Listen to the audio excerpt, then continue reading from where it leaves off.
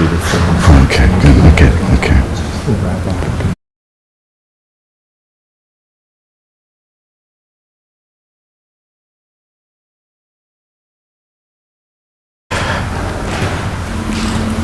Greetings everyone, welcome to this lecture sponsored by the Bush School of Business and the Institute for Human Ecology. My name is Michael Pacala. I'm an ordinary professor of ethics and social philosophy here at the Bush School. And I'm very pleased to welcome our guest from Croatia, Stephen Bartulica. Stephen is an old friend of mine, and I'll say something about that briefly. And just say that his topic for tonight, which is why things went wrong in Marxism, the title is Marxism in Practice, Why It Failed and Lessons for Today, deeply related to what the Institute of Human Ecology is about, because it wants to study the conditions for human flourishing in natural law, in virtue, in human nature. So we think that Marxism has a few things wrong on those, under those headings, and society is based on Marxist principles have not generally done so well. It's one thing to know about in the books, it's another to have lived through it and know people who have experienced it, and that's what Dr. Bartulica can share with us. Dr. Bartulica was actually born in Missouri. He grew up in the United States. He went to Croatia after the war in 1992. Has been involved in politics in Croatia at the highest levels, advisor to the Prime Minister. Currently, after helping to found the Catholic University of Croatia in Zagreb, he is on the faculty that teaches political philosophy. We met about 15 years ago, teaching together at the Summer Institute in Vienna. It was a course designed for students who had done most of their university studies under communist professors, introducing them to some of the principles of free society. And then we also taught after that a kind of offshoot program that Stephen had founded on the small peninsula island of Corsica on the coast of Croatia near Dubrovnik. We taught there for several years. We had some very interesting experiences, including going across very, very choppy rough waters to meet the Prime Minister of Croatia once. We have all kinds of stories we can tell. You can see that he has a past from playing soccer. His friends are advising me he should shift over to video games at this point in his life. And he's a tremendous athlete. We played a lot of tennis together, and I think he generally beat me in tennis too. So without further ado, I'd like to cede the floor to Dr. Bartulica. Thank you.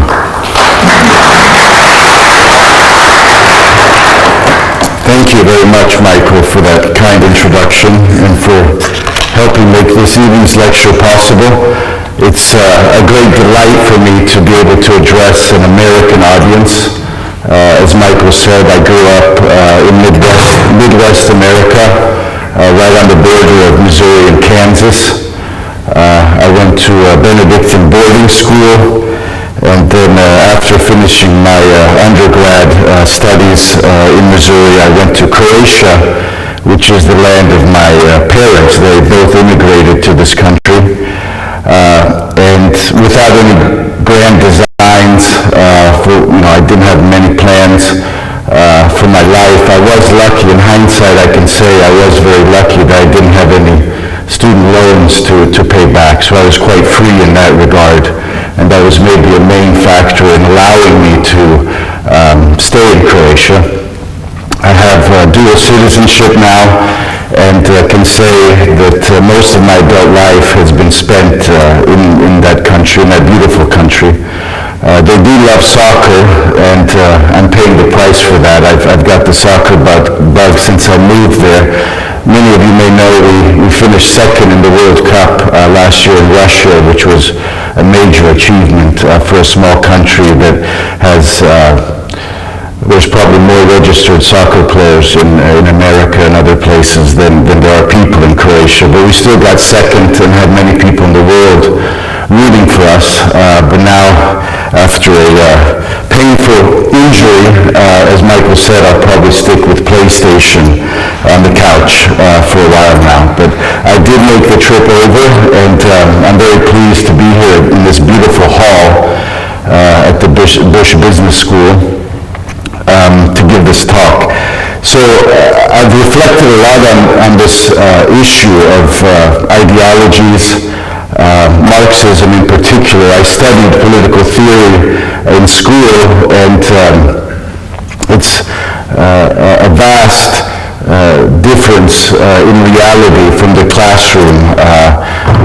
The theory that's taught in universities, there's probably still die-hard Marxist teaching at many Western universities who still believe that it wasn't such a bad idea. When you live in a country the way it was actually applied and imposed for decades, it makes you first grateful that you didn't have to grow up in a country like this. Most of my colleagues and friends had a completely different childhood than I did. So as time goes, I'm more and more grateful that I was able to grow up in a free society. But I think the main point of my talk this evening is the lessons we can draw, first and foremost, anthropological lessons from the failure of communism. We know that it suddenly collapsed in 1989, very unexpectedly in Europe. And these historical moments where there's a sudden increase of human freedom are very rare in human history, so we should be grateful, and I'll reflect a little bit on this in my talk. So that's what I wanted to say as introduction. So 1989, of course, I was 19 at the time. We just marked the 30th anniversary of the fall of the Berlin Wall, just in early November. It was a watershed event. It exposed two of modernity's great fallacies. First, the Jacobin fallacy set loose in the French Revolution, according to which history is driven by the quest for power, primarily, and understood as my capacity to impose my will on you. And the Marxist fallacy, according to which history is the result of impersonal economic forces struggling for dominance. Now, this sudden collapse was peaceful. That's another almost, I would say, miracle that, tyrannical power structure collapsed and ceded power to others in a peaceful manner. That's also very rare. Unfortunately, it wasn't so peaceful in Croatia. We had to fight for our independence, facing a very militant, aggressive Serbia at the time, which wanted to establish hegemony in what was former Yugoslavia. And so lots of people were killed, and at first I witnessed this from afar, but later was able to see this firsthand. And so there was this unfortunate case where blood was shed, lots of blood, for Croatia's freedom in particular. But other nations were able to liberate themselves in a more peaceful way. Now, from the beginning, the communists, meaning this group of ideologues and radicals who were ready to use any methods really to gain power, relied on deception and terror to grab and consolidate political power everywhere, not just Croatia, which I'm most familiar with, but this is the pattern in all these countries. The great British novelist Evelyn Waugh was serving in Dubrovnik in World War II in the British Army, and he wrote the following words in a report called Church and State in Liberated Croatia. In Croatia, Croatia, a predominantly Catholic country, he wrote, towards the end of World War II, is falling under a predominantly communist rule. Great Britain has a responsibility for the solution of the problem raised. A communist minority is consolidating its control. The Yugoslav army, popularly called partisans, or anti-fascists, is an organized revolutionary army whose main characteristics are extreme youth, ignorance, hardiness, pride in the immediate past, confidence in the immediate future, intolerance of dissent, xenophobia, comradeship, sobriety, and chastity. The regime which they impose in the rear of the retreating Germans has to the superficial observer most of the signs of Nazism. It is totalitarian in structure. Great powers are exercised by the secret police. There is a cult of the leader. Now, these observations caused quite a stir in the British Foreign Office, which did not wish to be too critical of Tito's partisans. They were allied with Tito at the time. In response to Waugh's report, the British ambassador Stevens remarked, quote, "The local conditions cannot be judged by Western standards." Now, unfortunately, later, after the communists did consolidate power, Tito was able to break from Stalin's grip and, in a way, developed his own way, let's say, of communist rule. But Yugoslavia, starting in 1948, did not belong to the Warsaw Pact and was not directly under Moscow's control. And he leveraged this very deftly with Western powers. And Western, despite the human rights abuses and everything that went on after World War II, Yugoslavia did benefit greatly from Western support, including the United States, unfortunately. And this was, in a way you could say in hindsight, there was a degree of complicity by many Western countries. Now, if one could imagine the political history of the last 6 decades without the United States, which later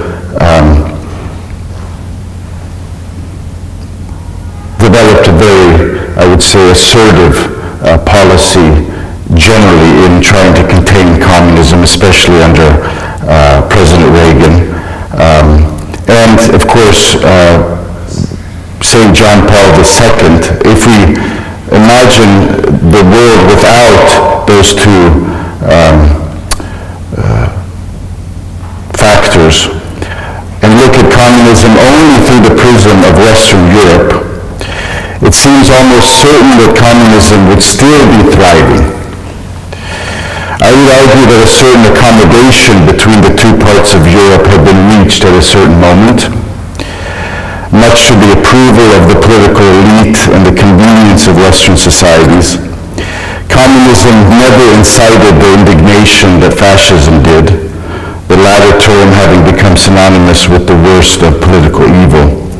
The former communists understand this very well and use the label anti-fascist to their favor. So it sounds much more benign and good to be an anti-fascist rather than a communist. So I, growing up in America, was aware that we were on the side of the anti-fascists trying to bring down Hitler, but I never considered myself, or did I hear anyone else while I was living in the United States refer to him or herself as an anti-fascist. It was just considered, it was taken for granted that we were fighting on the side of freedom.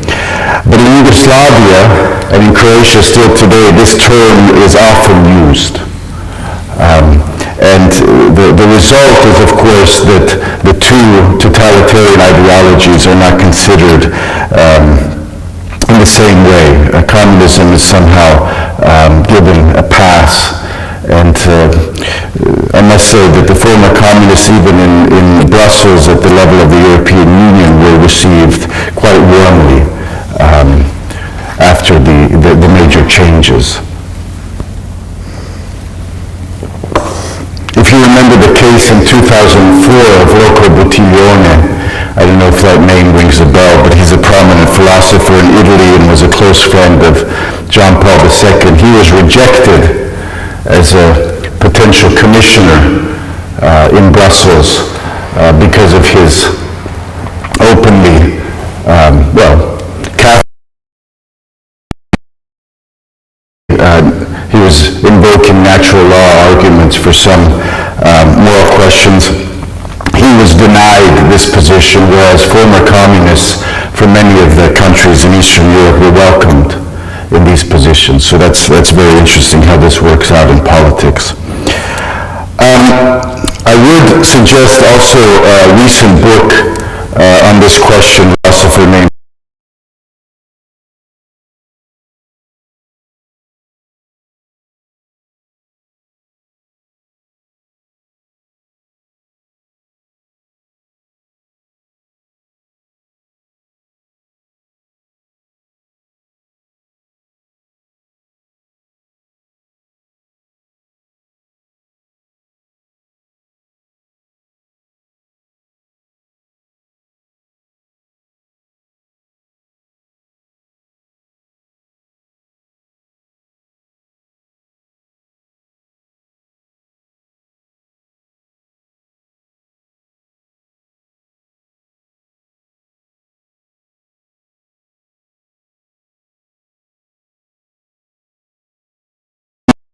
use the same methods as the communists did before to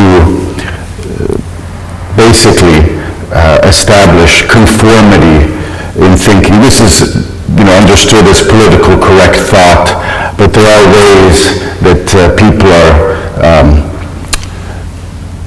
pressured not to speak really what they think. And I've observed this at the highest level when I was serving under Prime regularly in Brussels, where they would be discussing issues until 3 or 4 in the morning, literally. And we would be sitting in the room outside of this